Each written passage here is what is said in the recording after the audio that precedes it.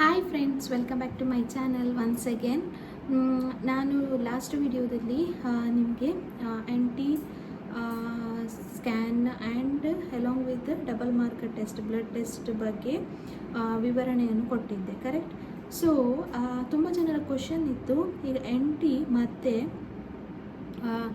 FTS scan ಅಂತ ಹೇಳಿದರೆ first trimester scan report ಹಾಗೂ double marker test NT scan along with the blood test together ಮಾಡೋದ್ರಿಂದ ಅದರಲ್ಲಿ ಈಗ ಯಾವುದಾದ್ರೂ ಬೇಬೀಸಿಗೆ ಸಿಂಡ್ರೋಮ್ ಪಾಸಿಟಿವ್ ಅಂತ ಬಂದರೆ ನೆಕ್ಸ್ಟ್ ಏನು ಟೆಸ್ಟಿಗೆ ಒಳಗಾಗಬೇಕು ಅಂತ ಹೇಳಿ ತುಂಬ ಜನರ ಕ್ವಶನ್ ಇತ್ತು. ನನ್ನ ಕೇಸಲ್ಲಿ, ನನ್ನ ಪ್ರೆಗ್ನೆನ್ಸಿ ಜರ್ನಿಯಲ್ಲಿ first trimester scan report already ನಾನು ಶೇರ್ ಮಾಡಿದ್ದೀನಿ ಲಾಸ್ಟ್ ವಿಡಿಯೋದಲ್ಲಿ. ಹೋಗಿ ನೀವು ಚೆಕ್ ಮಾಡ್ಕೊಳ್ಬೋದು my first trimester scan report. So ನಿಮಗೆಲ್ಲರಿಗೂ ಈಗ ಗೊತ್ತಿರುವ ಹಾಗೆ ನನ್ನದು ಫಸ್ಟ್ ಟ್ರೈಮಿಸ್ಟರ್ ಸ್ಕ್ಯಾನ್ ರಿಪೋರ್ಟಲ್ಲಿ NT ಸ್ಕ್ಯಾನ್ ಮಾಡಿದಾಗ ನನಗೆ ನನ್ನ ಹೊಟ್ಟೆಯಲ್ಲಿರುವ ಮಗುವಿಗೆ ಏನು ಪ್ರಾಬ್ಲಮ್ ಇದೆ ಅಂತ ಹೇಳಿದರೆ, ಒಂದು ಅನ್ಎಂಪ್ಲಾಯ್ಡ್ ಮಾರ್ಕರ್ ಡಿಟೆಕ್ಟ್ ಮಾಡಿ ಬೇಬಿಗೆ ಡೌನ್ ಸಿಂಡ್ರೋಮ್ ಇದೆ ಅಂತ ಹೇಳಿ ರಿಪೋರ್ಟನ್ನು ಕೊಟ್ಟಿದ್ದರು. ಅಂತ ಹೇಳಿದ್ರೆ ಬರುತ್ತಾ ಮಗು ಬೆಳೀತಾ high risk of down syndrome baby ಆಗೋ ಚಾನ್ಸಸ್ ಇದೆ ಅಂತ ಹೇಳಿ ರಿಪೋರ್ಟ್ ಸಿಕ್ಕಿತ್ತು. ಅದು NT ಸ್ಕ್ಯಾನಲ್ಲಿ. NT ಸ್ಕ್ಯಾನ್ ಬೇಸಿಕಲಿ ಯಾಕೆ ಮಾಡ್ತಾರೆ ಅಂತ ಹೇಳಿದರೆ, ಮಗುವಿದು ಬೆಳವಣಿಗೆ ಸರಿಯಾಗಿದೆಯಾ ಅಥವಾ ಫೀಟಸ್ ಗ್ರೋ ಸರಿಯಾಗಿ ಆಗ್ತಾ ಇದೆಯಾ, ಯಾವುದೇ ಪಾರ್ಟ್ಸ್ ಎಲ್ಲ ಸರಿಯಾಗಿ ಗ್ರೋ ಆಗ್ತಿದೆಯಾ ಅಂತ ಹೇಳಿ ಚೆಕ್ ಮಾಡಲಿಕ್ಕೆ. ನನ್ನ ಕೇಸಲ್ಲಿ, ನನ್ನ ಪ್ರೆಗ್ನೆನ್ಸಿಯಲ್ಲಿ ಏನಾಗಿದೆ ಅಂತ ಹೇಳಿದರೆ, ನನ್ನ ಮಗುವಿದು ಏನು ನೋಸಲ್ ಬೋನ್ ಇರುತ್ತೆ ಅಲ್ವಾ, ಇದು ಮೂಗಿದ್ದು ಬೋನ್ ಏನಿರುತ್ತೆ ಅದು ಗ್ರೋ ಆಗಿರಲಿಲ್ಲ.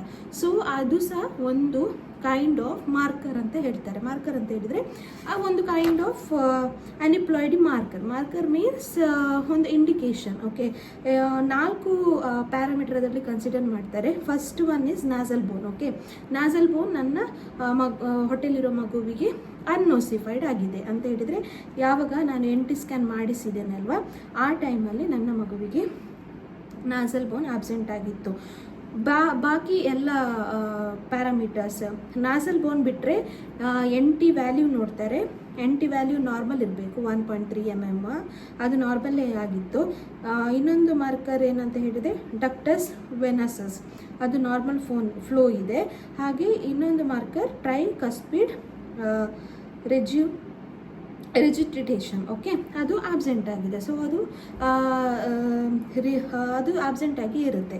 ಸೊ ಮೇನ್ 4 ಪ್ಯಾರಾಮೀಟರಲ್ಲಿ ಒಂದು ಪ್ಯಾರಾಮೀಟರ್ ನನಗೆ ಮಗುವಿದು ಬೆಳವಣಿಗೆ ಸರಿಯಾಗದಿದ್ದ ಕಾರಣ, ನಾಸಲ್ ಬೋನ್ ಅನ್ಓಸಿಫೈಡ್ ಆಗಿದ್ದ ಕಾರಣ ನನ್ನ ರಿಪೋರ್ಟಲ್ಲಿ ನನಗೆ NT ಸ್ಕ್ಯಾನಲ್ಲಿ first trimester test is screen positive for ಯಾವುದಕ್ಕೆ, screen positive for Down syndrome baby ಆಗೋ ಚಾನ್ಸಸ್ ಇದೆ ಅಂತ ಹೇಳಿ ಟೆಸ್ಟ್ ರಿಪೋರ್ಟಲ್ಲಿ ಸಜೆಸ್ಟ್ ಮಾಡಿದರು. ಈ ಟೆಸ್ಟ್ ರಿಪೋರ್ಟ್ ಬಂದ ಮೇಲೆ ಏನು ಸಜೆಸ್ಟ್ ಮಾಡ್ತಾರೆ ಅಂತ ಹೇಳಿದರೆ, 20 to 20 ವೀಕ್ಸ್ ಆದಮೇಲೆ ಪುನಃ ಸ್ಕ್ಯಾನ್ ಮಾಡಲಿಕ್ಕೆ ಹೇಳ್ತಾರೆ. ಓಕೆ, ಈಗ ಈ NT ಸ್ಕ್ಯಾನ್ ನಾರ್ಮಲಿ ಏನಾಗಿರುತ್ತೆ ಅಂತ ಹೇಳಿದರೆ, just it is kind of one ultrasound scan. Okay, ಹೊಟ್ಟೆಯ ಮೇಲಿಂದ ಸ್ಕ್ಯಾನ್ ಮಾಡಿ, ಅಬ್ಡೋಮಿನ ಮೇಲಿಂದ ಸ್ಕ್ಯಾನ್ ಮಾಡಿ ನೋಡ್ತಾರೆ. ಅದರಲ್ಲಿ ಆಬ್ವಿಯಸ್ಲಿ 11 to 14 ವೀಕ್ಸ್ ಅಥವಾ 16 ವೀಕ್ ತನಕ ಕೆಲವರ ಮಗುವಿದು ಬೆಳವಣಿಗೆ ಒಳ್ಳೆಯದಾಗಿರುತ್ತೆ, ಕೆಲವರ ಮಗುವಿಗೆ ಕೆಲವು ಪಾರ್ಟ್ಸ್ ಲೇಟಾಗಿ ಗ್ರೋ ಆಗುತ್ತೆ. ಸೊ ಅದು ಬೇಸಿಸಲ್ಲಿ ಮಗು ಈ ಥರನೇ ಆನುವಂಶಿಕ ಕಾಯಿಲೆ ಮಗು ಹುಟ್ಟುತ್ತದೆ, ಅದು ಹುಟ್ಟುತ್ತದೆ, ಇದು ಹುಟ್ಟುತ್ತದೆ ಅಂತ ಹೇಳಲಿಕ್ಕೆ ಬರುವುದಿಲ್ಲ. ಇದರಲ್ಲಿ ಸಹ ಈ NT ಸ್ಕ್ಯಾನಲ್ಲಿ ಏನಂತ ಹೇಳಿದರೆ, just it is kind of screening test. Okay, confirmatory ಇಲ್ಲ, ಇದು ಕನ್ಫರ್ಮೇಟರಿ ಟೆಸ್ಟ್ ಅಲ್ವೇ ಅಲ್ಲ, ಇದು ಜಸ್ಟ್ ಬೆಳವಣಿಗೆ ನೋಡಲಿಕ್ಕೆ. ಈಗ NT ಸ್ಕ್ಯಾನ್ ಯಾವಾಗ ನೀವು ಮಾಡಲಿಕ್ಕೆ ಹೋಗ್ತೀರಲ್ವ, for example today you visited a hospital for NT scan. So ಆ ದಿವಸನೇ NT ಸ್ಕ್ಯಾನ್ ಆದ ತಕ್ಷಣವೇ ನಿಮಗೆ ಒಂದು ಬ್ಲಡ್ ಟೆಸ್ಟ್ ಮಾಡಲಿಕ್ಕೆ ಹೇಳ್ತಾರೆ. ಅದು ಅಂತ ಹೇಳಿದರೆ dual marker test. Okay, blood test, ಅದಕ್ಕೆ ಹೆಸರು ಏನಂತ ಹೇಳಿದೆ, ಡ್ಯುಯಲ್ ಮಾರ್ಕರ್ ಅಥವಾ ಡಬಲ್ ಮಾರ್ಕರ್ ಟೆಸ್ಟ್. ಅದು ಸ್ವಲ್ಪ ಫಸ್ಟ್ ಟ್ರೈಮಿಸ್ಟರ್ ಸ್ಕ್ರೀನಿಂಗ್ ಟೆಸ್ಟ್ ಆಗಿರುತ್ತೆ. ಓಕೆ, NT ಸ್ಕ್ಯಾನ್ ಏನಂತ ಹೇಳಿದರೆ just a screening test. It is kind of scan which was done on the top of abdomen. Okay, NT ಸ್ಕ್ಯಾನಲ್ಲಿ positive ಬಂದರೆ Down syndrome baby ಆಗೋ chances ಇದೆ ಅಂತ ಹೇಳಿದರೆ, double marker ಟೆಸ್ಟಲ್ಲಿ ಕೂಡ ಪಾಸಿಟಿವ್ ಬರುತ್ತೆ. That is common, correct. ಯಾಕಂತ ಹೇಳಿದ್ರೆ ನಾಸಲ್ ಬೋನ್ ಗ್ರೋ ಆಗಲಿಲ್ಲ. ನಾಸಲ್ ಬೋನ್ ಗ್ರೋ ಆಗದ ಕಾರಣ ಬ್ಲಡ್ಡಲ್ಲಿ ಕೆಲವು ಕೆಮಿಕಲ್ ರಿಲೀಸ್ ಆಗಿರುತ್ತೆ ಆಲ್ರೆಡಿ ಬ್ಲಡ್ಡಲ್ಲಿ. ಓಕೆ, ಸೊ ಆಬ್ವಿಯಸ್ಲಿ ಬ್ಲಡ್ಡಲ್ಲಿ ಇರುವ ಕಾರಣ ನಿಮಗೆ ಬ್ಲಡ್ ಟೆಸ್ಟ್ ಕೂಡ ಪಾಸಿಟಿವ್ ಬಂದೇ ಬರುತ್ತೆ. ಈಗ ಡ್ಯುವೆಲ್ ಮಾರ್ಕರ್ ಟೆಸ್ಟ್ ಯಾಕೆ ಮಾಡೋದು ಅಂತ ಹೇಳಿದರೆ ಆನುವಂಶಿಕ ಕಾಯಿಲೆ ಇದೆಯಾ ಮಗುವಿಗೆ ಅಂತ ಕಂಡುಹಿಡಿಯಲಿಕ್ಕೆ. ಓಕೆ, ಕ್ರೋಮೋಸೋಮಲ್ ಅಬ್ನಾರ್ಮಲಿಟೀಸ್ ಇದೆಯಾ ಅಂತ ಹೇಳಿ ಫೈಂಡ್ ಔಟ್ ಮಾಡಲಿಕ್ಕೆ 4 ಥರದ ಅಬ್ನಾರ್ಮಾಲಿಟೀಸ್ ಅನ್ನು ಫೈಂಡ್ ಔಟ್ ಮಾಡ್ತಾರೆ by dual marker test. Okay, first one is Down syndrome, second one is Edward syndrome, third one is Patau's syndrome, fourth one is Turner syndrome. Okay, ಬಾಕಿ Edwards, Patau's, Turner syndrome ಎಲ್ಲ negative. Okay, screen result ಏನಿದೆ ಎಲ್ಲ negative. ಆದರೆ ನನ್ನ ಬೇಬಿಗೆ down syndrome ಇದೆ ಅಂತ ಹೇಳಿ screen result positive ಬಂದಿದೆ.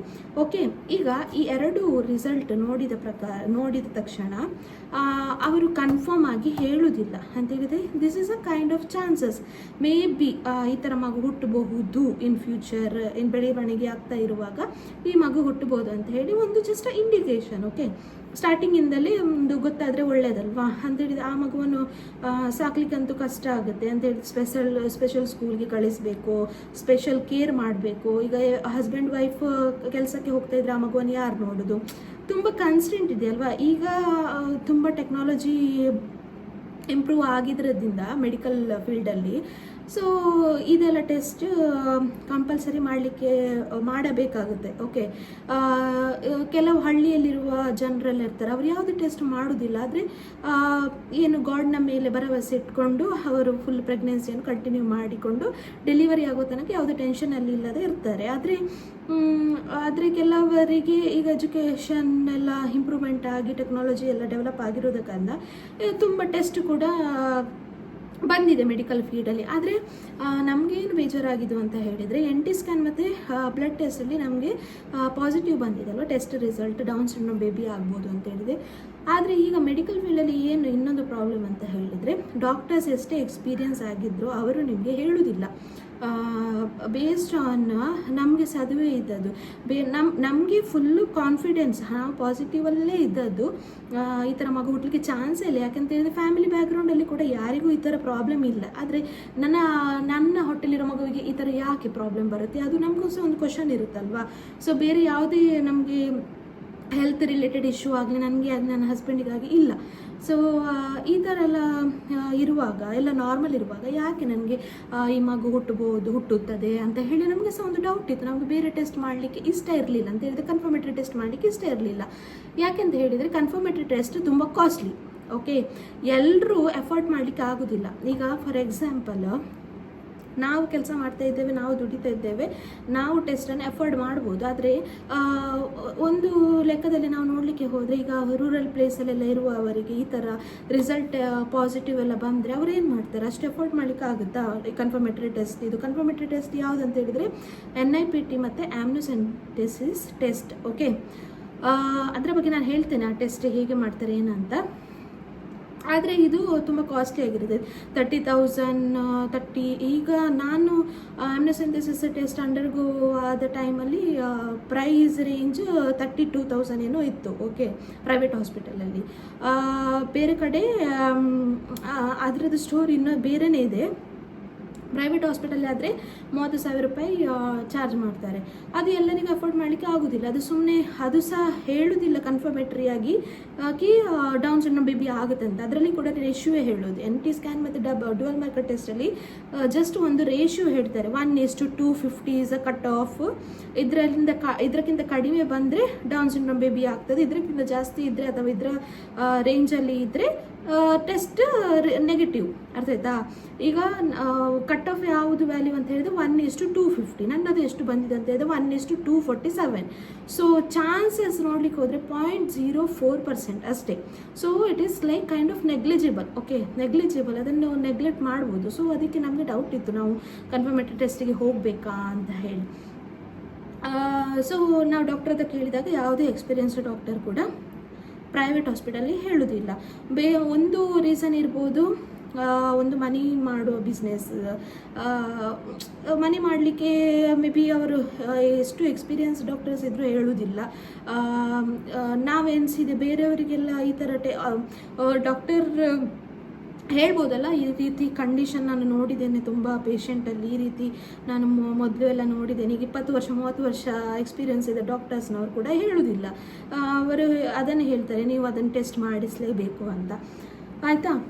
ಸೊ ಈಗ ನನಗೆ ಇದು ಪಾಸಿಟಿವ್ ಬಂದಿದೆ. ಈಗ ಇನ್ನೊಂದು ಪ್ರಾಬ್ಲಮ್ ಅಂತ ಹೇಳಿದೆ, ಈಗ ಪಾಸಿಟಿವ್ ಬಂದ ತಕ್ಷಣ ಡಾಕ್ಟರ್ಸ್ ಎರಡು ಅಡ್ವೈಸ್ ಮಾಡೋದು. ಒಂದು, ಎಬೋಷನ್ ಮಾಡಲಿಕ್ಕೆ ಹೇಳ್ತಾರೆ, ಇಲ್ಲ ಅಂತ ಹೇಳಿದರೆ ಕನ್ಫರ್ಮೇಟರಿ ಟೆಸ್ಟ್ ಮಾಡಲಿಕ್ಕೆ ಹೇಳ್ತಾರೆ. ಓಕೆ, ಈಗ ನಾವು ಆ್ಯಸ್ ಅ ಪೇರೆಂಟ್ಸ್ ನಾವು ಕನ್ಫರ್ಮೇಟರಿ ಟೆಸ್ಟ್ ಮಾಡಲಿಕ್ಕೆ ಹೋಗೋದಿಲ್ಲ, ನಮಗೆ ಬೇಡ, ನಮಗೆ ಎಫರ್ಟ್ ಮಾಡಲಿಕ್ಕೆ ಆಗೋದಿಲ್ಲ ಅಂತ ಹೇಳಿದರೆ ಅವರಿಗೆ ಡಾಕ್ಟರ್ಸಿಗೆ ನಾವು ಒಂದು ಕನ್ಸೆಂಟ್ ಲೆಟರಲ್ಲಿ ನಾವು ಇಂಥ ಲೆಟರ್ ಬರೆದು ಕೊಡಬೇಕಾಗುತ್ತೆ. ಯಾಕೆ ನಾವು ಕನ್ಫರ್ಮೇಟರಿ ಟೆಸ್ಟ್ ಮಾಡಲಿಕ್ಕೆ ಹೋಗೋದಿಲ್ಲ, ಏನು ಪ್ರಾಬ್ಲಮ್, ಆ ಥರ ಒಂದು ಲೆಟರ್ ಬರೆದು ಕನ್ಸೆಂಟ್ ಫಾರ್ಮಲ್ಲಿ ಹಸ್ಬೆಂಡ್ ವೈಫ್ ಇದು ಸೈನ್ ಇದ್ದು ಡಾಕ್ಟರಿಗೆ ಕೊಟ್ಟರೆ ಅವರು ಮುಂದಿನ ಟ್ರೀಟ್ಮೆಂಟಿಗೆ ಹೆಲ್ಪ್ ಮಾಡ್ತಾರೆ. ಮುಂದಿನ ಟ್ರೀಟ್ಮೆಂಟ್ ಅಂತ ಹೇಳಿದರೆ ರೆಗ್ಯುಲರ್ ಪ್ರೆಗ್ನೆನ್ಸಿ ನಾವು ಕಂಟಿನ್ಯೂ ಮಾಡ್ಬೋದು. ಪ್ರೆಗ್ನೆನ್ಸಿಯನ್ನು ಅಂತ ಹೇಳಿದ್ರೆ ಗಾಡ್ ಮೇಲೆ ಭರವಸೆ ಇಟ್ಕೊಂಡು ನಾವು ಪ್ರೆಗ್ನೆನ್ಸಿಯನ್ನು ಕಂಟಿನ್ಯೂ ಮಾಡ್ಬೋದು. ಆ ಥರ ಏನು ಫ್ಯಾಮಿಲಿ ಬ್ಯಾಕ್ಗ್ರೌಂಡ್ ಪ್ರಾಬ್ಲಮ್ ಇಲ್ಲ, ಹೆಲ್ತ್ ರಿಲೇಟೆಡ್ ಇಶ್ಯೂ ಇಲ್ಲ, ಬೇರೆ ಯಾವುದೇ ರೀತಿಯ ಪ್ರಾಬ್ಲಮ್ಸ್ ಇಲ್ಲದಿದ್ದರೆ ನಾವು ಪ್ರೆಗ್ನೆನ್ಸಿಯನ್ನು ಕಂಟಿನ್ಯೂ ಮಾಡ್ಬೋದು. ಅದು ನಮ್ಮ ರಿಸ್ಕ್ ಮೇಲೆ ನಾವು ಮಾಡೋದು ಅಂತೇಳಿ ಮ್ಯೂಚುವಲ್ ಕನ್ಸೆಂಟಿಂದ ಹಸ್ಬೆಂಡ್ ವೈಫ್ ಇದು ಏನು ಒಪಿನಿಯನ್ ಇರುತ್ತೆ ಅದರ ಬೇಸಿಸ್ ನಾವು ಪ್ರೆಗ್ನೆನ್ಸಿಯನ್ನು ಕಂಟಿನ್ಯೂ ಮಾಡ್ಬೋದು. ಡಾಕ್ಟರ್ಸ್ನವರು ಎರಡೇ ಆಪ್ಷನ್ ಕೊಡೋದು, ಒಂದು ನೀವು ಅಬೋಷನ್ ಮಾಡ್ಬೋದು, ಇಲ್ಲ ಅಂತ ಹೇಳಿದರೆ ನಿಮ್ಮ ರಿಸ್ಕ್ ಮೇಲೆ ನೀವು ಪ್ರೆಗ್ನೆನ್ಸಿಯನ್ನು ಕಂಟಿನ್ಯೂ ಮಾಡ್ಬೋದು. ನಾಳೆ ಆ ಥರ ಮಗು ಹುಟ್ಟಿದರೆ ಅದು ನಮ್ಮ ಮೇಲೆ ಇರುತ್ತೆ ಅಂತ ಹೇಳಿದರೆ ನಾವು ಅದನ್ನು ಚೆನ್ನಾಗಿ ಬೆಳೆಸಬೇಕಾಗುತ್ತೆ. ಅಂತ ಹೇಳಿದರೆ ಡೌನ್ಸ್ ಬೇಬಿ ಪ್ರಾಬ್ಲಮ್ ಏನಂತ ಹೇಳಿದರೆ ಒಂದು ಸ್ಪೆಷಲ್ ಸ್ಕೂಲಿಗೆ ಕಳಿಸಬೇಕು, ಇಲ್ಲ ಅಂತ ಹೇಳಿದರೆ ಬೆಳವಣಿಗೆ ಸರಿಯಾಗಿ ಆಗಿರೋದಿಲ್ಲ, ಯಾವುದೇ ಒಂದು ಪಾರ್ಟ್ಸಲ್ಲಿ ಪ್ರಾಬ್ಲಮ್ ಇರುತ್ತೆ, ಉಸಿರಾಟದ ಪ್ರಾಬ್ಲಮ್ ಇರ್ಬೋದು, ಇನ್ನಿತರ ಮೆನಿ ಪ್ರಾಬ್ಲಮ್ಸ್ ಇರುತ್ತೆ. ಡೌನ್ಸ್ ಬೇಬಿ ನೀವು ಗೂಗಲಲ್ಲಿ ಹೋಗಿ ಸರ್ಚ್ ಮಾಡಿದರೆ ನಿಮಗೆ ಗೊತ್ತಾಗುತ್ತೆ ಯಾವ ರೀತಿ ಇರುತ್ತೆ ಅಂತ. ಬೆಳವಣಿಗೆ ಸರಿಯಾಗಿರೋದಿಲ್ಲ, ಮತ್ತು ಲೈಫ್ ಸ್ಪ್ಯಾನ್ ಕೂಡ ತುಂಬ ಕಡಿಮೆ ಇರುತ್ತೆ. ಮಕ್ಕಳು ಹುಟ್ಟಿ ಆದಮೇಲೆ ಒಂದು ಮ್ಯಾಕ್ಸಿಮಮ್ 9-10 ವರ್ಷ ಬದುಕಬಹುದೇನೋ, ಅದಾದಮೇಲೆ ತುಂಬ ಹೆಲ್ತ್ ಇಶ್ಯೂ ಎಲ್ಲ ರಿಲೇಟೆಡ್ ಎಲ್ಲ ಹೆಲ್ತ್ ಇಶ್ಯೂ ಪ್ರಾಬ್ಲಮ್ಸ್ ಎಲ್ಲ ಆಗಿ ಮಗುವುದು ಲೈಫ್ ಸ್ಪ್ಯಾನ್ ಕೂಡ ಕಡಿಮೆ ಇರುತ್ತೆ. ಸೊ ಆ ಥರ ಮಗುವನ್ನು ಹುಟ್ಟಿಸೋದಕ್ಕಿಂತ ಡಾಕ್ಟರ್ಸ್ನವರು ಏನು ಹೇಳ್ತಾರೆ ಅಂತ ಹೇಳಿದ್ರೆ ಎರಡು ಆಪ್ಷನ್ ಕೊಡ್ತಾರೆ. ಒಂದು ಎಬೋಷನ್ಗೆ ನೀವು ಮಾಡ್ಬೋದು, ಇಲ್ಲಾಂದರೆ ಕನ್ಫರ್ಮೇಟರಿ ಟೆಸ್ಟ್ ಇದೆ ಅದನ್ನು ಮಾಡಿದರೆ ಅದರಲ್ಲಿ ನೆಗೆಟಿವ್ ಬಂದರೆ ಪ್ರೆಗ್ನೆನ್ಸಿ ಆರಾಮ್ಸೆ ಏನು ಟೆನ್ಷನ್ ಇಲ್ಲದೆ ಪ್ರೆಗ್ನೆನ್ಸಿಯನ್ನು ಕಂಟಿನ್ಯೂ ಮಾಡ್ಬೋದು ಅಂತ. ಈಗ ಎಬೋಷನಿಗೆ ಇದರಲ್ಲಿ ಸಹ ಇನ್ನೊಂದು ಹೇಳಬೇಕೇನಂತ ಹೇಳಿದರೆ ಗೌರ್ಮೆಂಟ್ 24 ಅಥವಾ 25 ವೀಕ್ಸ್ ತನಕ ಮಾತ್ರ ಗೌರ್ಮೆಂಟ್ ಇದು ಕೊಟ್ಟಿದ್ದಾರೆ ಅಂತ,